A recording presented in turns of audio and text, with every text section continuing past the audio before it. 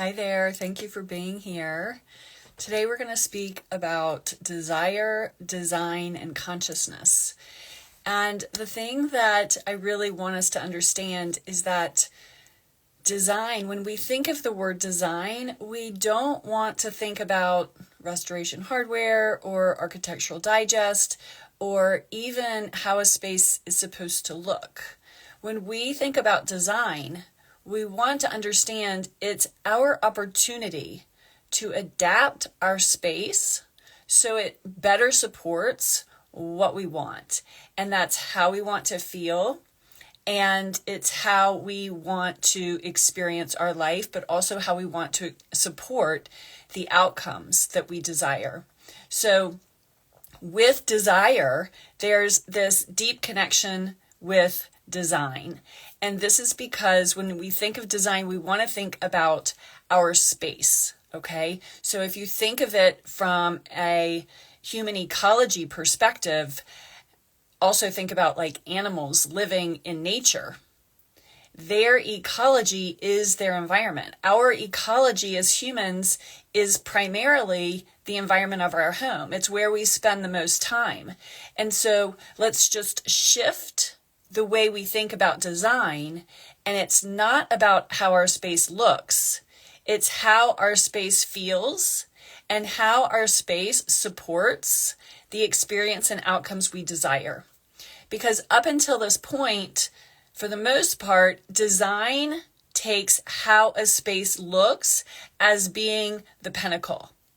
And what we want to do is we want how our space feels to be the pinnacle, okay? So one of the most important roles of designers and architects is to understand the physical, mental, and emotional and energetic implications that our space has on our overall well-being, okay? So it isn't just about how it looks. It's what is happening to us on a psychological level, what's happening to us on a physiological level, what's happening to us on a cellular level, and then what cascade of events, internal events, are taking place.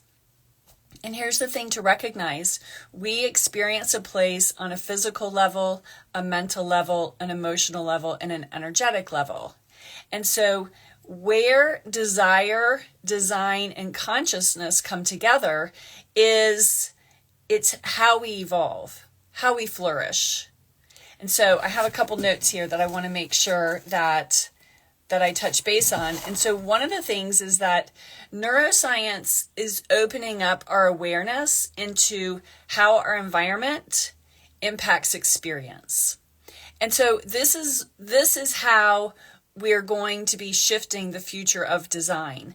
And think of it this way, everything evolves, right? Everything, whether it's science, whether it's how society, exists, we're always evolving. And so if we've been looking at design in terms of like how a space looks in a magazine or how our home compares to a magazine or whatever, we're missing out on a huge part of our emotional and overall well-being. So what we take in sensorially in our home, in our environment, is like nutrition for our nervous system. What's happening with our nervous system is creating this energy and this sort of domino effect of how we're thinking, how we're feeling, and then we get pulled into these cycles. And so what I would like for you to do is, one, when you think of design, think of it as how I can adapt my space so it better supports how I want to feel. So it supports your energy, okay? And so when you look at your home and when you hear the word design, I want to create this separation between design in the mainstream or pedestrian sense, and think of design as your like the ecology of your home. Because if you think about animals and how animals have evolved through nature, they're dependent on what's happening in their environment, and how they thrive, how they flourish, how they evolve is wholly dependent on what's happening in their environment. And our home is a huge part of our environment. And so we want to just bring our curiosity and awareness to, okay, how is my entry affecting how I feel when I come home? How is my living room inviting me to relax more? How do I feel about my living room? What does my living room say about me and my values? And my kitchen. How does my kitchen support my vitality? How does my kitchen support my abundance? And then go into your bedroom and ask, how does my kitchen, go into your bedroom and ask, how does my bedroom support rest and restoration and relaxation? How does my bedroom support how I self-love? How does my bedroom support intimacy and connection with my partner? Or if I don't have a partner, what is my bedroom communicating to this person that I want to call in? Like, is there space for them? What cues are going on in the bedroom? And then lastly, you want to look at your bathroom, and you want to get in front of the mirror and ask yourself, how does my bathroom reflect my self-care? How does my bathroom reflect the dialogue that's happening when I'm most naked, when I'm most vulnerable? And so our home is giving us an invitation to better support our lives. It's giving us an invitation to move closer to what we want. And one of the things that I find the most fascinating and the most fun is our home is giving us a map to explore these inner areas of ourself. It's giving us an opportunity to look at our perceptions around abundance and vitality, our perceptions around love and being worthy. So, a couple things I'll just throw out there. If you're interested in learning more about the connection between what's going on in your home, what's going on in your mind, and what's showing up in your life, and how you can adapt your space, how you can curate your space with everything that you have. You don't have to buy anything new. Type reset, or actually, I'd like you to watch my masterclass, my Power of Home+Mind Masterclass. So if you type masterclass in the comments, you'll get a free link. And this takes you step by step through the home and mind connection and what you can do. So I have a question. So how do we invite our partner to this type of action when there's resistance and patriarchal thinking? So what I would be curious about is, first, a really great question that I learned about in therapy was, when you're asking for something from someone, start out the conversation with, would you be willing? Would you be willing? And that's all we're asking. We're not asking for them to do anything. We're just asking them if they would be willing to consider something.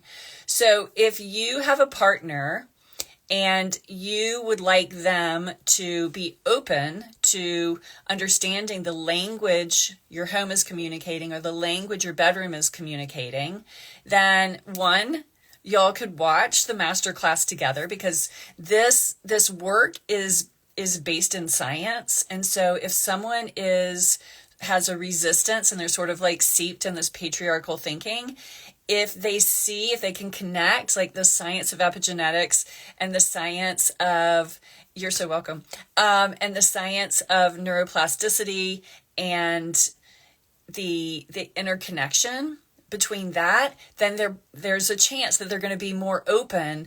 And here's the thing, with awareness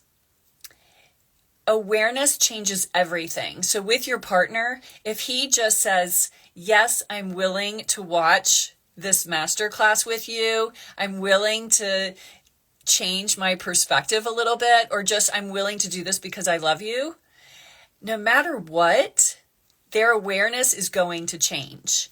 And once our awareness changes that, hey, our bedroom could be saying something about our sex life. Our bedroom we could change our bedroom and we could make our relationship better. Like, who's going to say no to that? Like, what do you have to lose?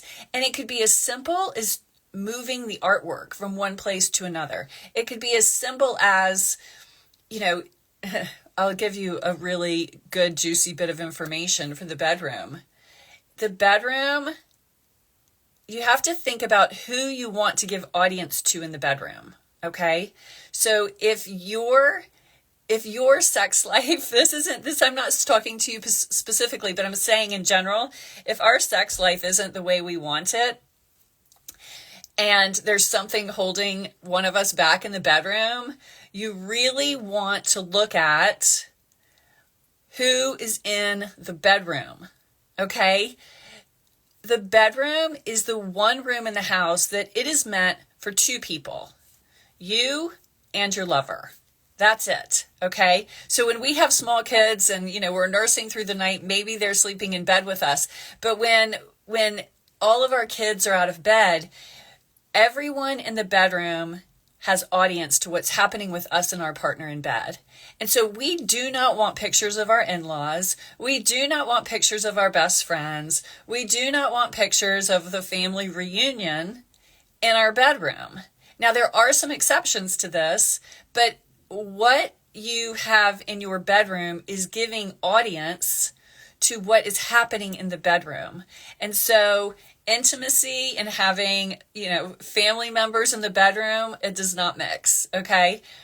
So the other thing that I want to speak to about design, and this is like mainstream design, is that right now, mainstream design is mostly focused on how a space looks and how we're coordinating colors and all of these different elements into the space. And to be honest with you, there are some fundamentals that I really care about. And there are a lot of things I don't care about.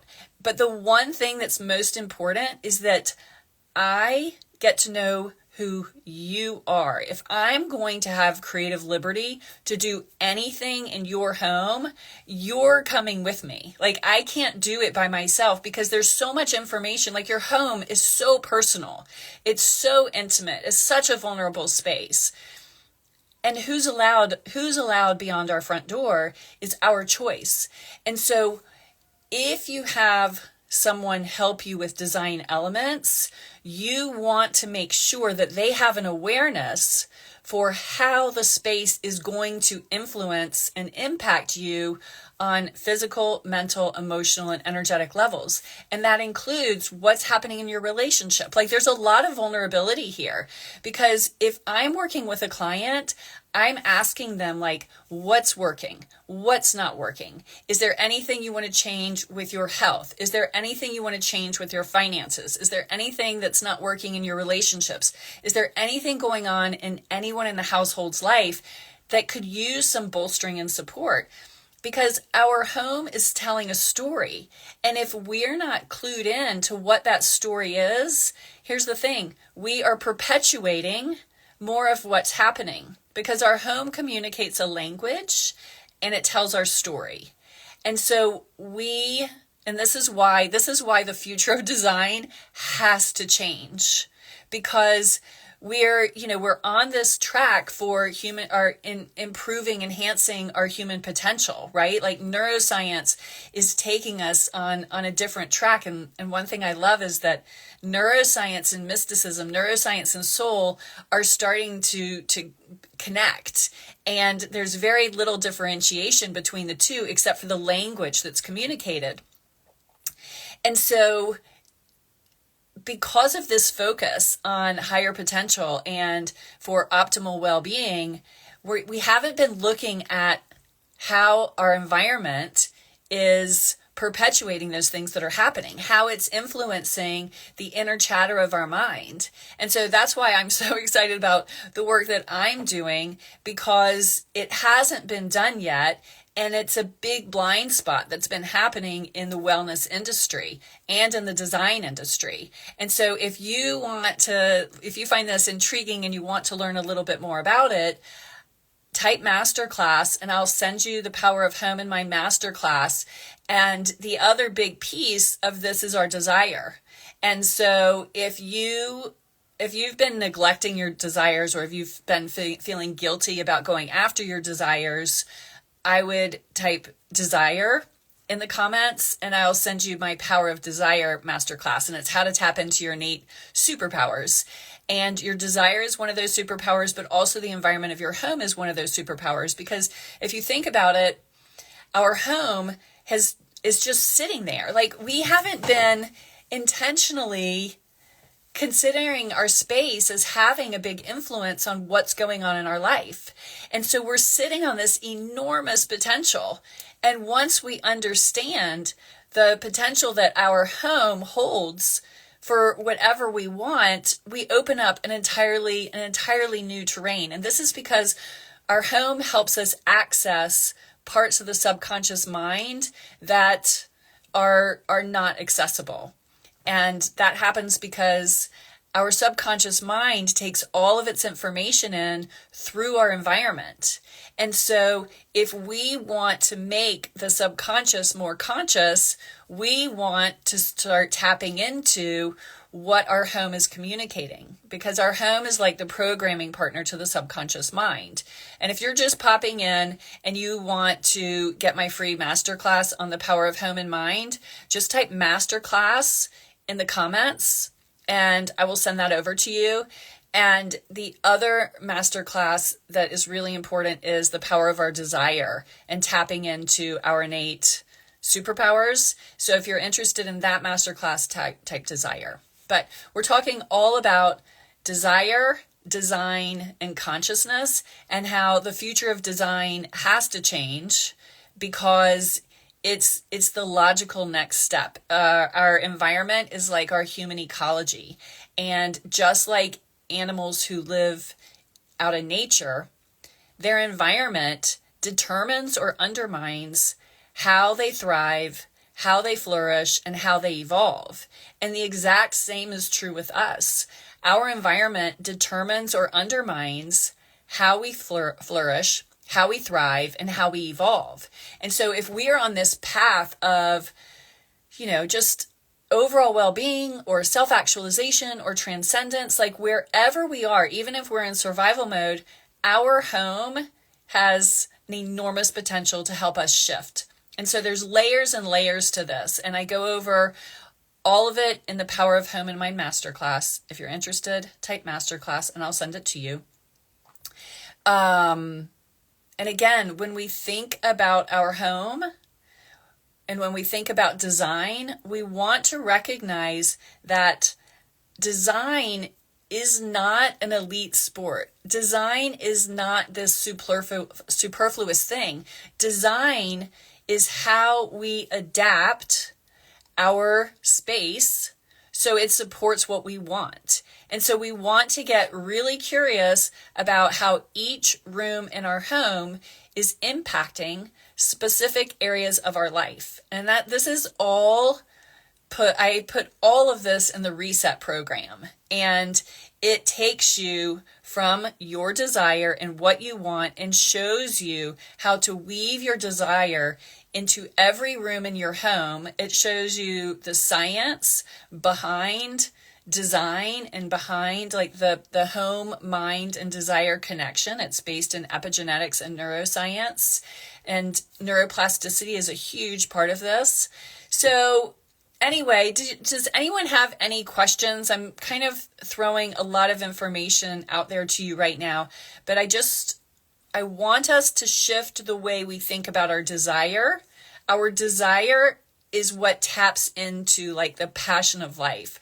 Our desire is why we're here. Like our desire is the way life communicates with us and points our shoulders in the direction of our dreams. And so our desire is fundamental. Next is our design, like the design of our home, how we orient our space within our home is our human ecology. It's a huge part. Our inner mind, like our thoughts, this is a part of our human ecology. We have this crazy inner home called our mind.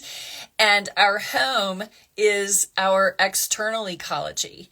And the cool thing is that we can help clean up the interior of our mind by adapting and designing the space of our home. Our home actually offers us a blueprint and a map for how we can clean up what's happening in our life, but also how we can sort of tidy up and clean up this interior environment of our mind.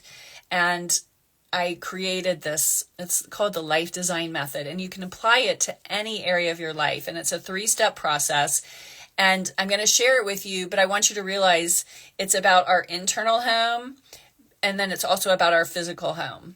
And so first is identify what you want. Like, that's the most important thing, is knowing what we want. Because if we don't know in clear terms what we want, we're just not going to get there. And this step 2 is address the obstacles. And so we want to address the obstacles in our home, we want to address the obstacles in our life, and we want to address the obstacles in our mind.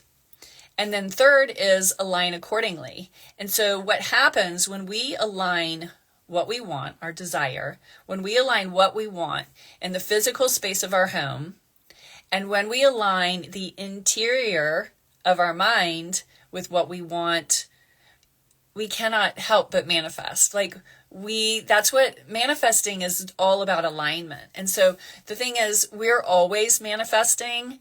We just don't like to call it manifesting unless we're creating something we want. But the truth is, we cannot not manifest. So whatever we're observing through our 5 senses is communicating a story within our mind. And if our environment is communicating a story that we don't want to hear, and if the story is happening within our subconscious mind, we're going to be stuck in this cycle. But we can sort of stop the train by looking at our environment and our home and room by room and looking at it and being like, okay, is this in alignment with what I want? What obstacles are showing up? Are there obstacles showing up here, or are there physical obstacles showing up? And then addressing those so that each room in our home supports the internal environment we want in our mind. And then whatever seeds we planted has more space to grow. It has more space to evolve. And so again, if you're interested in learning more about this process, it's been a blind spot in the design industry, in the wellness industry, and even in neuroscience, is the power of our home and our mind holds so much potential for whatever we want. And so if you want to learn more, type masterclass in the comments, and I will send you my Power of Home and Mind Masterclass. And it's unlike anything you've ever experienced. And every single person who's gone through my program, all of my students, it will change your life. It can't not change your life. That's the thing. It cannot not change your life, because once your awareness changes, everything changes. And so just this 45-minute masterclass is going to open your eyes to so much. The connection between your mind and your environment, the language being communicated between your mind and your environment. Thank you, Julie. So I think that's pretty much everything I wanted to share. If anyone has any questions, feel free to put them in the comments right now. And if you're just joining me, I am offering a free masterclass that explains the power of home and mind. It's unlike anything you've ever experienced, I promise. It's all original content. It's all about the power of home and mind and your desire.